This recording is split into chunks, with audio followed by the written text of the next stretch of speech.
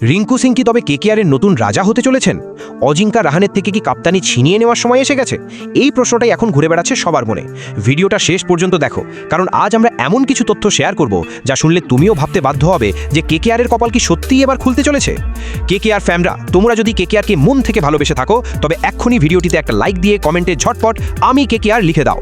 আর কেকেআরের সব খবর সবার আগে পেতে ডেসক্রিপশন থেকে আমাদের হোয়াটসঅ্যাপ আর টেলিগ্রাম গ্রুপে এক্ষুনি জয়েন করে যাও। বন্ধুরা, তোমরা তো দেখছোই রিঙ্কু সিং যখন থেকে এই টিমে খেলছেন তখন থেকে তিনি যেন একাই 100।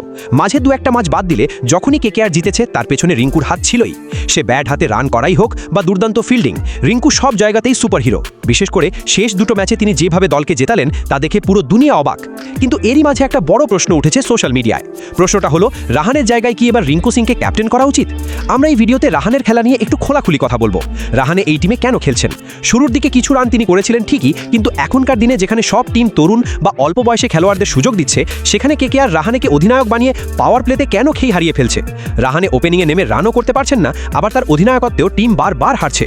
অন্যদিকে রিঙ্কু সিংকে দেখো, উত্তরপ্রদেশের লিগে তিনি অধিনায়ক হিসেবে নিজের টিমকে চ্যাম্পিয়ন করিয়েছেন। যখন তার উপর বড় দায়িত্ব পড়ে তিনি আরও ভালো খেলেন। শেষ দুটো ম্যাচ জেতানোর পর তার আনন্দ দেখে বোঝা যাচ্ছিল তিনি কেকেআরকে জেতানোর জন্য কতটা ছটফট করছিলেন। চলো একটু পরিসংখ্যান দেখা যাক। রাহানে এই সিজনে 8টি ম্যাচ খেলে মাত্র 162 রান করেছেন। তার স্ট্রাইক রেট 135-এর কাছাকাছি।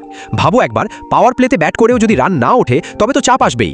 অন্যদিকে রিঙ্কু সিং শুরুর দিকে একটু খারাপ খেললেও 8 ম্যাচে 215 রান করে ফেলেছেন। তার স্ট্রাইক রেট 141-এর ওপরে। কেকেআর কটা ম্যাচ জিতেছে তাতে রিঙ্কুর অবদান সব থেকে বেশি।